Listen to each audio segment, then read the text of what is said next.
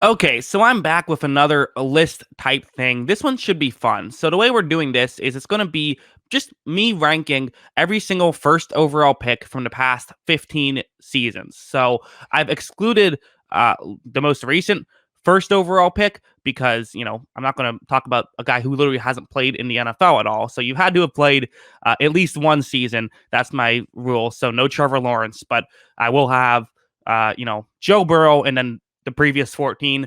Those are all eligible. Let's just get into it. But actually, real quick, right before I do, make sure you follow me on Twitter. The link is in the description below. It's also just at Jackson Kruger if you want to, check me out there. And anyways, let's get on with the list. Number 15, it's JaMarcus Russell. I mean, can you really argue with this one?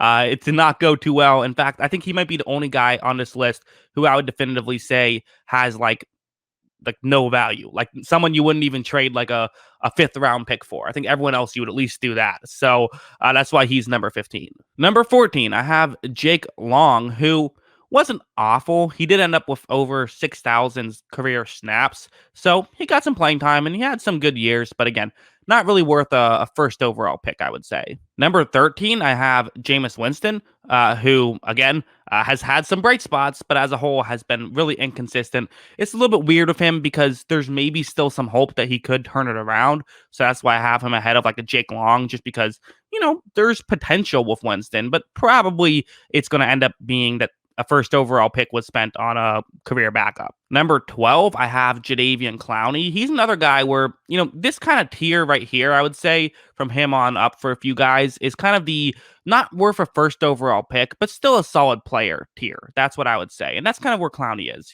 Wasn't worth the first overall pick. And despite the fact that he's electric to watch, doesn't really get the sacks that you would want, but he can still make stuff happen and he still adds value as an edge rusher. So that's why he's at number 12. Number 11, I have Sam Bradford. Again, another guy who not exactly worth a first overall pick, but did have some solid years. I do think that he, again, people like to say, look at all the money he made. It's like, well, he had some decent moments. He just wasn't able to really stay healthy enough to, I think, become at least like a solid NFL quarterback. Number 10, I have Eric Fisher. Eric Fisher, the only Super Bowl winner on this list, which again kind of goes to show tanking might not necessarily be the best strategy. It doesn't seem to work too often. Eric Fisher, who again, not worth a first overall pick. It was also kind of like there wasn't a clear cut, like, oh, you need to get that guy first overall. So that's kind of part of it. But still, a franchise left tackle for Kansas City, or at least a very good left tackle for some time. There's value there, just not worth a first overall pick. And number 9, Jared Goff. I mean, listen, they went to the Super Bowl with Jared Goff, so it's not like he was a complete bust or anything, but they did eventually move on from him. Part of it was they got an upgrade at quarterback with Stafford, so it wasn't like they just like cut him, the Rams. But again, is that what your hope was with a first overall pick? Probably not. But again, him similar to Winston, there's some hope that he could turn it around. And I don't think he's not a horrible pick by any means, which is why he's kind of in the middle of this list. Number 8, and I do feel like this is like the next tier with Baker Mayfield. This is kind of the tier where you say if you drafted this guy with a first overall pick, okay, yeah, that's good. That was a good pick. Like we did the right thing there, at least. Even if you could argue with some of these guys, maybe there was a better pick later. You never know if that's going to be the case or not. So, Baker Mayfield, really good. I mean, he's been a very good quarterback for them. And again, is he a superstar? I don't think so, but a good top 15 quarterback is worth a first overall pick. And that's what the Cleveland Browns got, which is why he's right in the middle of this list. Number 7, I'm going with Kyler Murray. Now, I would say Murray and Mayfield are pretty similar talent-wise as of right now, but I would also say Murray's, a little bit younger. So that's kind of why I have him slightly ahead. But you could flip them if you feel better about Mayfield. I wouldn't fight you too much on it. Number 6, I have Joe Burrow right here, which again, some people would put Murray or Mayfield ahead of, but I feel like Burrow had a better rookie season than either of those guys did.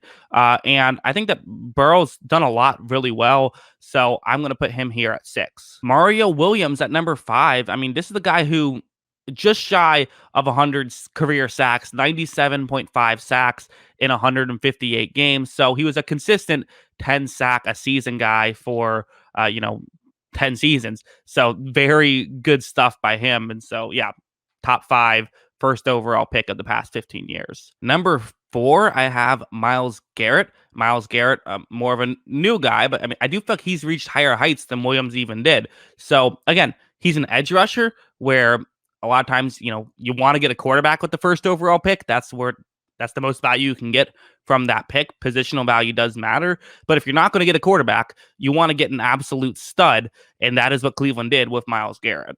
Number 3, Cam Newton. I mean, listen, played great for a decade, won an MVP, and got his team to a Super Bowl. They didn't win the Super Bowl, but other than winning a Super Bowl with the first overall pick, it's pretty much everything you can ask for. And he, best quarterback in Panthers history, and had a lot of good years with them. So that's why he's at number 3. Number 2, I have Andrew Luck. Andrew Luck here at number 2. I mean, listen, he was very hyped up to be a very good quarterback, and that's what happened. The only real criticism you have of Andrew Luck is that, well, he he retired early. Which how would you know that would happen? You couldn't. I mean, he was great for the Indianapolis Colts for quite some time. I do feel like he maybe was a bit overrated early on in his career, and it seems like he really put it together and then retired the next year. So that's kind of unfortunate. I do think like early on in his career, he might have gotten a bit overrated, but he was still very, very good and did eventually grow into the guy who people expected him to be when he was drafted.